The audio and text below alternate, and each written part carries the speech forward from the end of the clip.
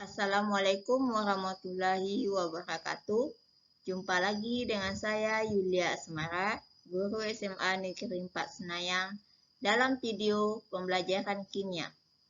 Di sini saya akan membahas tentang partikel dasar penyusun atom yang merupakan materi kimia kelas 10 SMA. Sebelum kita memasuki partikel dasar penyusun atom, coba kita amati analogi berikut. Setiap jenis bahan yang berbeda mempunyai sifat yang berbeda. Coba diamati gambar di bawah ini, ada gambar kayu dan ada gambar besi. Kita tahu bahwa bahan antara kayu dengan besi ini adalah berbeda. Sifatnya juga berbeda. Apa yang membedakannya? Itulah bagian dari atom-atomnya. Jadi di dalam atom ada lagi yang bagiannya. Itu yang akan kita pahami nanti di dalam materi partikel dasar penyusun atom. Tujuan pembelajaran yang akan dicapai dalam video pembelajaran partikel dasar penyusun atom ini adalah menentukan jumlah proton, elektron, dan neutron suatu unsur berdasarkan nomor atom dan nomor masanya, atau sebaliknya.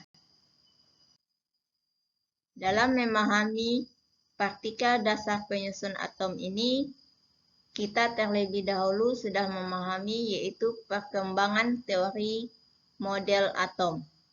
Bahwa kita mengetahui model atom yang pertama itu adalah model atom Democritus, yang kedua model atom Dalton, yang ketiga model atom Thomson, yang keempat model atom Rutherford, yang kelima model atom Bohr, dan yang keenam model atom mekanika kuantum. Dari model atom inilah kita akan mempelajari selanjutnya partikel dasar penyusun. Dari perkembangan teori dan model atom, maka kita akan mempelajari partikel dasar penyusun atom. Partikel dasar penyusun atom yang pertama yaitu adalah elektron. Elektron ditemukan oleh J.J. Thomson berdasarkan percobaan sinar katodenya yang dapat diamati pada gambar berikut.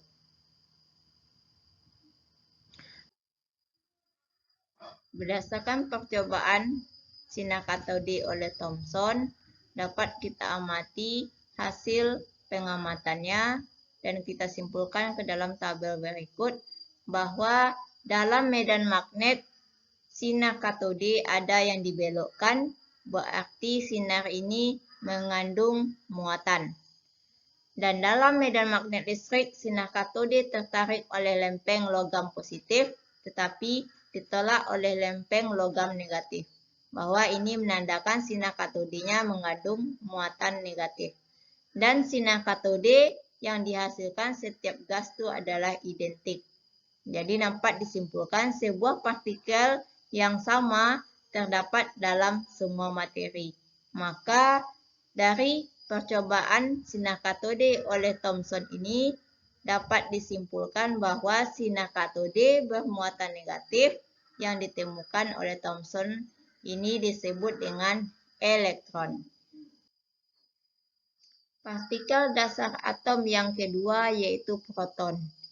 Proton diteliti oleh 4 orang fisikawan yaitu Henry Becquerel, Marie Curie, Pierre Curie, dan Ernest Rutherford yang meneliti keradioaktifan sebuah sinar. Sinar ada 3, sinar radioaktifnya itu ada 3. 1. Sinar alfa yaitu bermuatan positif. 2. Sinar beta yang bermuatan negatif. Dan sinar gamma yang tidak bermuatan. Jadi Ernest Rutherford melalui percobaannya yaitu menembakkan partikel alfa pada lempeng emas yang tipis. Nanti didapatkanlah ada sinar alfa yang dibelokkan, ada sinar alfa yang diteruskan, ada sinar alfa yang dipantulkan. Kesimpulan dari percobaan Rutherford ini yang pertama, yaitu atom terdiri dari inti atom yang bermuatan positif dan elektron bermuatan negatif beredar mengelilingi inti. Lalu yang kedua, atom bersifat netral sehingga jumlah proton dalam inti sama dengan jumlah elektron mengelilingi inti. Selanjutnya dilakukan percobaan oleh Goldstein, yaitu menurut Goldstein adanya berkas sinar yang berfluoresensi pada permukaan dalam tabung sinar katode yang melaju lewat lubang dan bergerak menuju ujung tabung yang bermuatan negatif. Berarti di sini ada sinarnya yang bermuatan positif. Jadi sinar yang bermuatan positif ini pada percobaan Einstein disebut dengan proton. Partikel atom yang ketiga yaitu adalah neutron.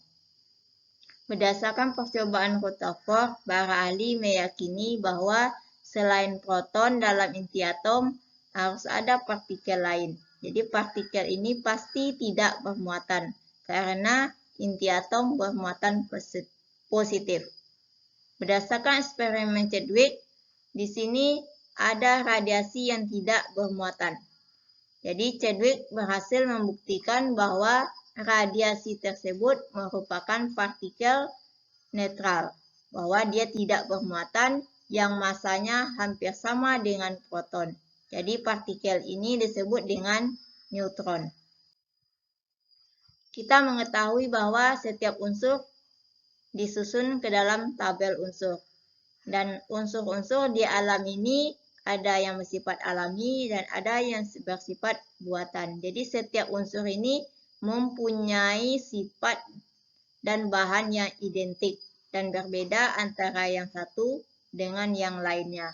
Maka dari itu kita akan mempelajari tentang bagaimana unsur ini yang lebih spesifiknya dari unsur yang lain atau dari atom yang lain.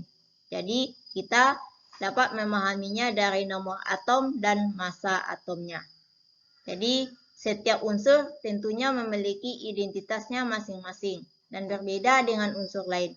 Mengapa dia bisa berbeda dan apa yang membedakannya? Nah, inilah yang akan dipelajari di dalam nomor atom dan massa atom. Nah, kita misalkan nomor atom dan massa atom di sini adalah Na. Atomnya adalah natrium. Di sini masanya adalah 23 dan nomor atomnya 11. Dan angka yang lebih kecil menandakan ini adalah nomor atom. Angka yang lebih besar menandakan adalah massa atom. Di dalam atom natrium ini akan terdapat nantinya ada elektron, ada proton, dan ada neutron. Berapa jumlahnya dapat kita tentukan dari nomor atom dengan nomor massa atomnya. Jadi sesuai dengan notasinya bahwa yang A ini, yang di atas ini adalah nomor massanya, yang Z adalah nomor atomnya. Nomor atom jumlah proton di dalam inti atom, sedangkan nomor massa merupakan jumlah proton ditambah dengan neutron di dalam inti atomnya. Jadi angkanya lebih besar massa daripada nomor atom. Jadi kalau di dalam yang natrium ini terbalik nih dalam penulisannya. Nah, sebagian buku ada seperti ini. Mari kita pahami contoh soal yang pertama berikut. Di sini oksigen massanya 16 dan nomor atomnya 8. Di sini unsur oksigen mempunyai nomor massanya A sama dengan 16 dan nomor atom di sini Z sama dengan 8. Dengan demikian, jumlah protonnya sama dengan nomor atom yaitu 8, jumlah elektronnya sama dengan nomor atom yaitu 8. Nah, untuk menentukan jumlah neutron, di sini jumlah neutron merupakan massa dikurangi dengan nomor atom. Tadi kita mengetahui bahwa jumlah massa atom itu menandakan di sana terdapat jumlah antara proton dengan jumlah neutronnya. Jadi di sini neutronnya 16 dikurang 18 yaitu 8. Sehingga jumlah proton pada oksigen ini adalah 8 dan jumlah elektronnya 8 dan jumlah neutronnya adalah 8. Selanjutnya pada atom yang bermuatan. Proton dan elektron memiliki muatan yang berlawanan. Jika jumlah proton dalam suatu atom sama dengan jumlah elektronnya, maka dia disebut dengan atomnya netral. Jika jumlah proton tidak sama dengan jumlah elektronnya, maka atom tersebut bersifat tidak netral. Tetapi dia akan bermuatan positif atau bermuatan negatif. Jadi atom di sini yang bermuatan disebut dengan ion. Jadi ion positif dan ion negatif. Contoh ion positif yaitu adalah natrium, kalsium 2+, dan Cl- adalah ion negatif. Jadi untuk menentukan jumlah elektron pada atom yang bermuatan ini, bahwa jumlah elektronnya sama dengan nomor atom dikurangi dengan jumlah muatannya. Mari kita amati contoh soal nomor 2 berikut. Di sini kalium yang bermuatan positif 1, di mana massa atomnya adalah 39, nomor atomnya adalah 19. Jadi A-nya 39, Z-nya adalah 19. Dan muatannya adalah positif 1. Jadi tidak dituliskan. Maka unsur kalium ini memiliki jumlah proton sama dengan nomor atomnya yaitu 19. Dan jumlah elektronnya, jumlah nomor atom dikurangi dengan muatannya berarti 19 dikurangi 1 sama dengan 18. Karena jumlah elektronnya tadi, maka jumlah neutronnya massa atom dikurangi dengan nomor atomnya dan dikurangi dengan muatannya. Nah, maka 39 dikurangi 19 berarti 20. Sehingga jumlah protonnya adalah 19 dan jumlah elektronnya adalah 18 dan jumlah neutronnya adalah 20. Jadi tidak ada pengaruh neutron untuk ke dalam muatan. Jadi yang berpengaruh adalah elektronnya. Selanjutnya contoh soal nomor 3, yaitu yang ion bermuatan negatif. Di sini kita ambil contohnya oksigen bermuatan negatif 2. Massa atomnya 16, nomor atomnya 8. Nah, sini berarti massa atomnya 16, nomor atomnya 8, muatannya adalah di sini adalah -2. Dengan demikian, jumlah protonnya sama dengan nomor atom yaitu 8, sedangkan jumlah elektronnya nomor atom dikurangi dengan muatannya. Jadi 8 dikurang -2, berarti 8 ditambah 2, berarti 10 jumlah elektronnya. Jadi berbeda. Karena jumlah neutronnya, maka massa atom dikurangi dengan nomor atom. Berarti 16 dikurangi 8, massanya 16, nomor atomnya 8, dan sehingga jumlah neutronnya ada 8.